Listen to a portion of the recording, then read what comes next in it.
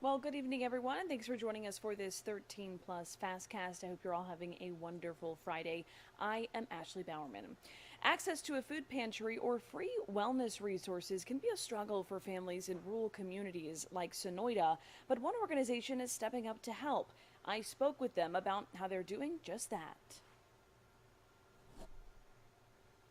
We have gotten a lot of food so far donated from the community. This is Sonoyta's new community food pantry. It's the first of its kind for the rural area, and the nonprofit Helping Hands of Sonoyta raised funds to bring it to the community. They say the need out here is growing. We've had people here from Nogales drive up to get food. So it's not just our location, but there's all the locations around. Dina Plotz is the president of Helping Hands and the owner of Corner Scoop, which is why the pantry is located just next door. 7 days a week, people can pick up the food and clothing items they need or can drop off donations. The organization has been helping an average of over 200 families a month. I don't want anybody to feel ashamed to come down here.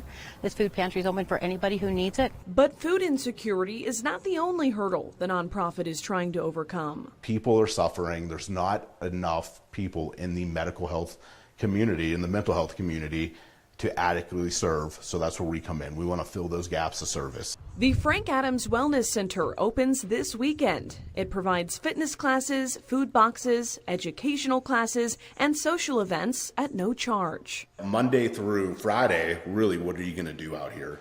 There's no gym. There's no community activities. And the few that there are very sporadic. So what we aim to do is have community activities free of charge monthly to make sure that people are getting out of the house, they're being socially well, and it's not a financial drain on them either. The center is named after Frank Adams, an Arizona veteran who took his own life after multiple tours of combat in Iraq. When Frank's wellness suffered, insufficient resources were available to help him pull through. This center is trying to change that. And this center is in memory of him, to make sure that nobody else has to suffer that, go through that alone. And that wellness center there opens on Veterans Day at 11 a.m. at the Coop off Highway 82 in Sonoyta.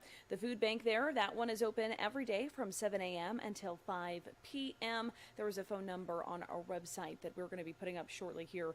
If you ride to that food bank and it's not open, that they will be able to help you there. Of course, you can find more information, like I said, on our website, including on how to donate. Tonight, the man accused of assaulting former Arizona Senator Martha McSally is in jail. Iowa police released surveillance pictures of the man, as you see here, believed to be Dominic Hinton. Early this morning, police records show he was booked into jail. McSally says the attack happened Wednesday morning while she was jogging at a park in the Omaha area. She says the suspect grabbed her and molested her until she fought him off. Hinton faces 1 count of assault with intent to commit sexual abuse. The U.S. Marine Corps is celebrating its 200th birthday today. The Continental Congress established the Marines on November 10, 1775. One shocked German troops called them devil dogs for their ferocious tenacity. The Marines are the only branch of the military which does not have a shortage of recruits. And speaking of those in our armed forces, today was the Veterans Day Parade in Tucson. The parade included a military flyover, an honor guard, taps, and of course military members from different American Legion posts from around the state of Arizona. And as you just saw there, our own Darren Murray's emceed that event today.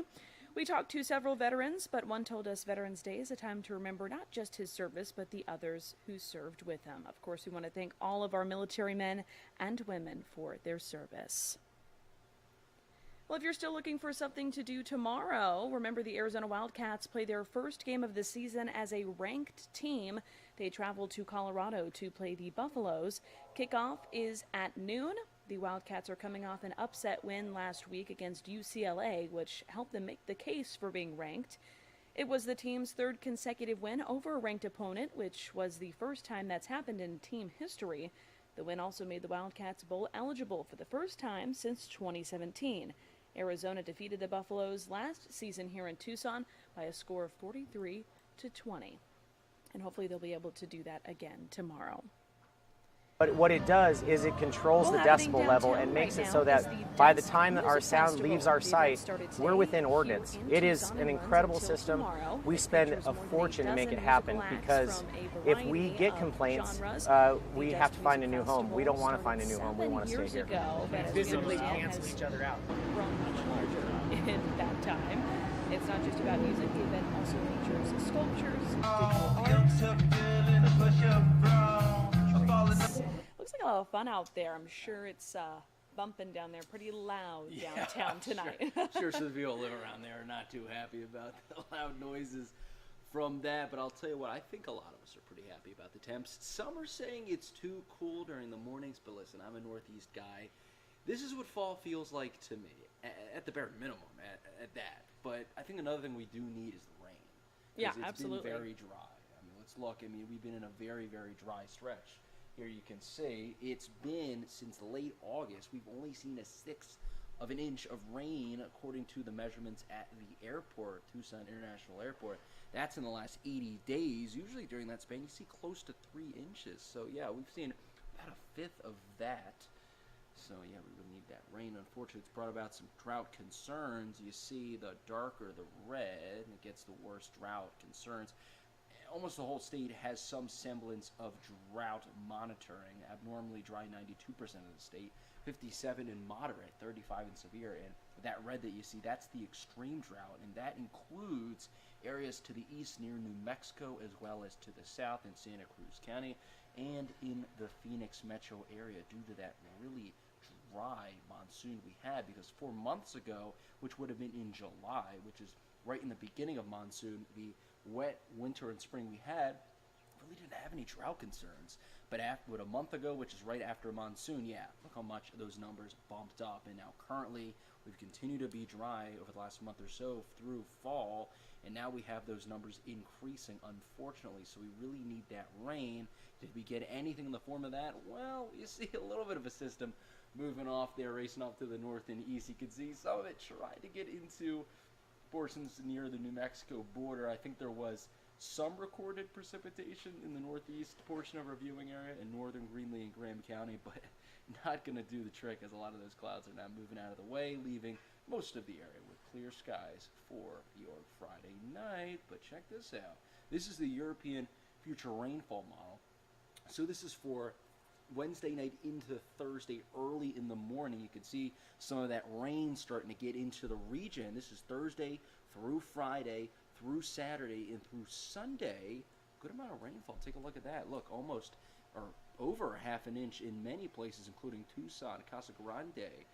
And you can see that blue. That means about a half an inch or more, and that's pretty widespread in the region. So let's check another model, see if there's consistency. So this model has that rain coming in a little bit later. Euro had it coming in Wednesday night. This one has it coming in Thursday in the afternoon, but it really has it keeps going through Saturday. And yeah, same-ish amount of rainfall for both of them in a similar-ish area. So yeah, you can see a lot of spots will be on the order of a half an inch according to those models. Well, here's why. So this is for Tuesday. We'll have a little bit of ridging in our region, and then to the west, you can see out in the Pacific, a good-looking storm system. That's going to continue to move off to the east, and then by possibly overnight Wednesday into Thursday, the area could start seeing some rainfall through Thursday afternoon, possibly through Friday as well, and maybe even on Saturday too. And as it moves out on Sunday, could leave the area with some pretty decent rainfall totals. Let's now talk temps. This is the high temperatures that we had today. 73 degrees. Nobody saw 80 degrees in the region to end your week. And areas to our east, some spots didn't even get to 60 or 70 degrees, like Sierra Vista and Wilcox. In that little town of Portal on the New Mexico border, their high was 57. So they needed at least 2 layers probably throughout the remainder of the day. We'll also talk about lows this morning. It was one of the coolest lows the region has seen. 44-degree low in Tucson, 31 in Douglas. Yeah, those are freezing lows. 33 in Nogales, and that 44-degree low that we had this morning, that is the coolest low that Tucson has seen since April 6, 218 days ago. We all know Veterans Day is tomorrow, so let's take a look at what we could have by first taking a look at what you normally see. and the ranges of temperatures that you've seen on that day. So it's pretty interesting. 92 is the hottest it's gotten back in 99, but it's also gotten down to 29 in 1935. But on average, high of 77 and a low of 50. And look what we have in Tucson. Pretty average. 77 is the projected high, so just a bit warmer than what you saw today, getting up to the 80-degree marker in Phoenix, still remaining in the 60s in a place like Bisbee, Sierra Vista, and Wilcox. And for the rest of your weekend, this is what it's going to look like. A tad hotter on Sunday, but still remaining very, very pleasant temperature-wise, getting up to 81 on Sunday, 69 on Sunday in Wilcox, 72 on Sunday in Sierra Vista. So not too bad for the weekend. But overall, here's your 7-day forecast. Also to mention, windy conditions tomorrow, especially Sunday and Monday. Yeah, it's going to blow in some cloud cover and maybe blow in a little bit of rain chances later next week, which I touched upon a little bit earlier in the segment. So, all right, looking forward to those bad. pleasant temperatures. Yes, and this rain, weekend. we need the rain. I'll be very excited for that if it occurs. Yes, let's hope for that Yes. come Thursday. All right, Corey, thank you so much as always. Finally tonight, a story you can find on our website. A teacher from a school in Missouri says she was placed on leave because she has an OnlyFans account. But here's the thing. Megan Gaither is the second teacher from that same school to find herself in that situation. The first teacher, Brianna Copage, said she was suspended for having her OnlyFans account and later resigned, admitting she made about $1 million in 6 months. Gaither says she's started her account because she has school loans of more than $125,000 and only earns $47,000 a year. She says she never showed her face on that account and believes she was discovered after another woman posted a Halloween picture and tagged that other formerly suspended teacher. She says being on leave from teaching makes her feel like she's losing a part of herself. Again, you can find this on our website. Pretty interesting there. 2 teachers from the same school. Before we leave here this evening, I want to give you another look outside. A beautiful evening for us. A little bit chilly out there, but we got a nice weekend on tap, as Corey said. Hope you all have a great weekend. Thanks for watching, and for all of those who have served, thank you for your service.